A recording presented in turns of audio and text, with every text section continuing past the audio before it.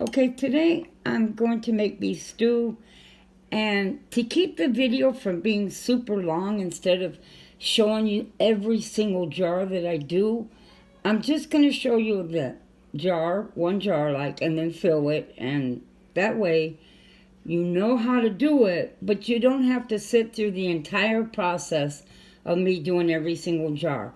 Now, what I'm starting out with here in each jar is one large clove of garlic. If you don't have, large garlics, I bought the giant kind. You can use two small. You can throw them in whole or cut them up. I cut mine up. I have one bay leaf and 1 tablespoon of salt in the bottom of this. Now, that's the first thing I do. Besides, I washed all of my jars in nice hot soapy water. Okay? They say you don't have to sterilize your jars as long as they are water bath canned or pressure canned for at least 10 minutes. Okay? Now we're going to move on to the second step. So we'll be right back.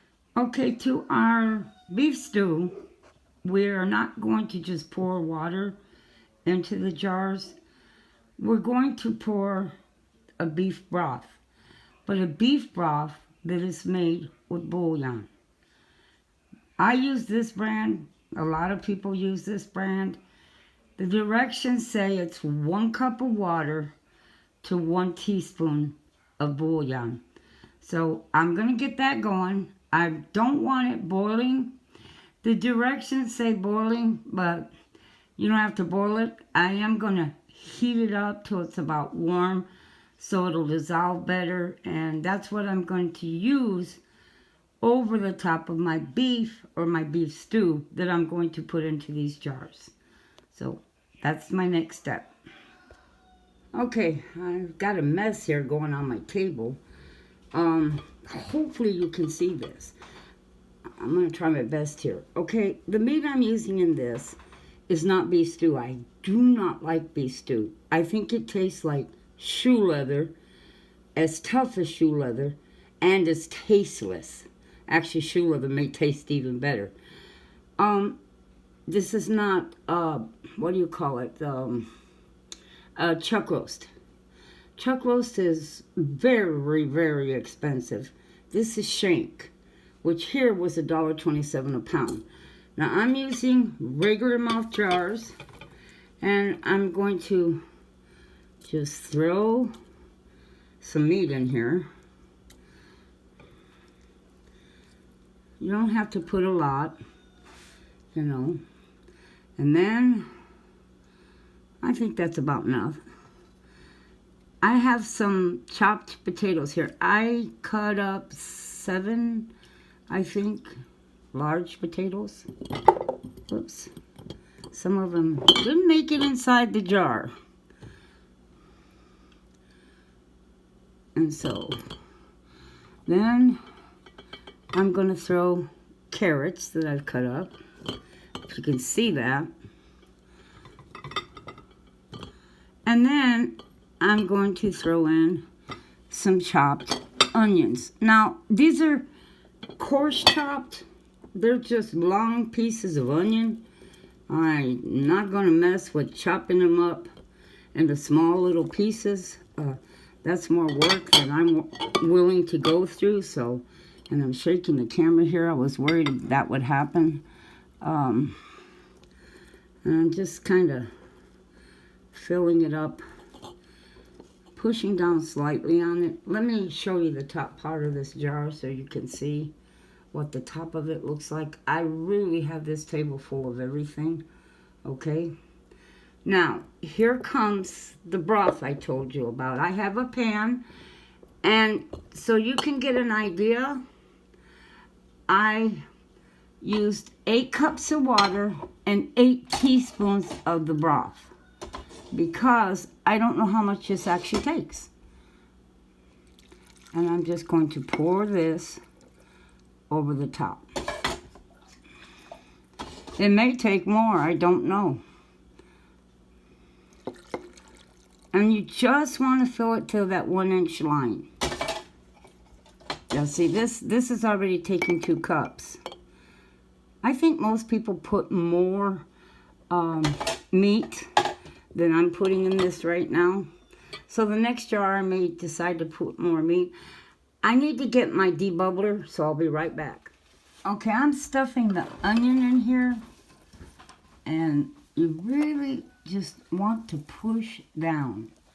It's the last thing that I'm putting in here before I pour the rest of this liquid over this. And I just wanted you to see that.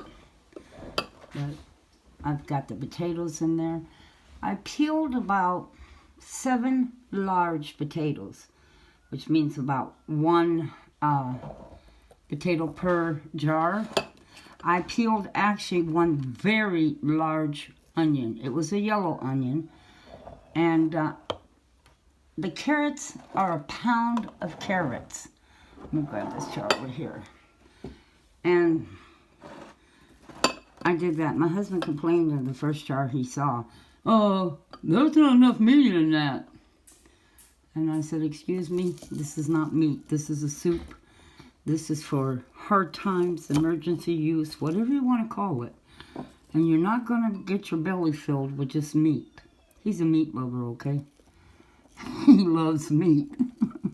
So, to him, it's missing meat. The whole jar, he would be like, "Just give me the jar of meat and you keep the potatoes and the carrots. And I'll eat the meat." But this is all I'm doing now. And I will fill, let me show you in a second. I will fill the line with water. Like I said, I've got 8 cups of water with 8 teaspoons of that North Suiza, but I'm not sure it's enough. And I may have to make more. That's a possibility. Whoops, I just hit my camera.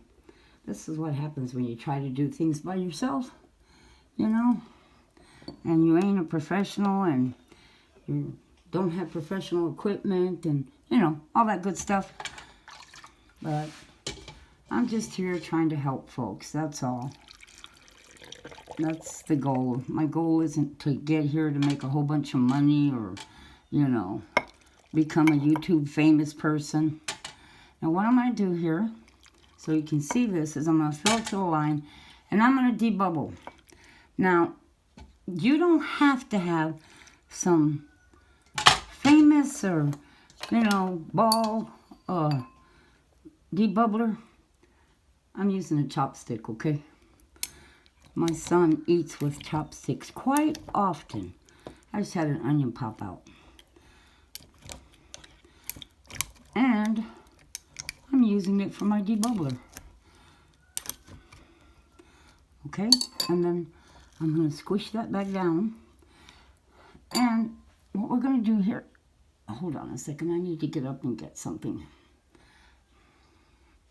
Okay, I've got a cloth here, napkin actually, and I'm going to wipe my rim. And then I'm going to put a seal and a ring and finger tight. There you go. Now I'm going to finish the rest of these and get it in my water bath. Not my water bath, my pressure canner. Okay, I have my 7 quarts in my canner. I turned it on. I'm going to put the lid on it. And then what we're going to do is let it vent for 10 minutes. So let's do that next. Okay, by vent, you see that? This little thing here? When steam comes out of it, starts coming out of it, what we're going to do is start timing it for 10 minutes before we put the little jiggler on it, because you want to build up pressure in your pressure canner. And this is one of the most important steps you need to make sure you do to get your food cooking under pressure. You must vent for 10 minutes. Okay? As you can see, it's up to about 13 pounds of pressure, which is what I want it to be at, which is good. Now I need to hold it at that pressure for 1 hour and 30 minutes. Because quarts, that's how long it takes. what they say, 60, 90 minutes, which is an hour and a half. And then pints are an hour and 15 minutes. So, I already did the 10 minutes of the steam coming out. Then I put that little jiggler on top. I've been waiting for it to build the pressure, and it's there. I'll keep an eye on it, make sure it doesn't go over 15. If it goes to 15, that's fine, but, you know, I really don't want it going more than 15. All right, we'll be done, or we'll be back. I'll be back after it's all done. Okay, it's been an hour. It's been an hour and 30 minutes. So I've turned it off. And I'm going to have to sit and wait until it goes all the way down to 0. Because you don't want to remove it before then. Because it will cause, if you take this little jiggler off and try to release it, it will cause enormous siphoning in your jars, which, you know, siphoning happens different reasons, and you can't always stop it from happening. But this is one way you can not cause it to happen, is by letting it naturally go down in pressure to 0. All the way over here. And then let it sit. And then take everything off. But we'll come back and do that, okay? I just wanted to let you know. It's been an hour and 30 minutes. Well, here they are. They're finished. Now I waited till it was 0, took the jiggler off, waited 5 more minutes, and then I set them on a towel, and I'm going to leave them here all night. Let's wait and see how many seal. Hopefully all of them do. There was a little bit of siphoning, and I actually think it's this jar right here, because there was some liquid in there. It happens. I've never had a problem in water bath canning, but I have had a problem with pressure canning. And I know a lot of people who have a problem. Even some that are super professional at this. But they say as long as it's not like halfway down, you're okay, and it's okay if the food doesn't stick up at the top. One thing I wanted to mention, the potatoes. When I cut those potatoes, I put them in a bowl with water. I drained some of the liquid off of them because they're real starchy and they cloud up the water. And then I filled the bowl with water. And I left them sitting in the water so that they would not discolor and turn brown. So I hope you enjoyed this. And if you have any questions, let me know, and I'd be more than happy to answer them for you. God bless, and have a blessed day.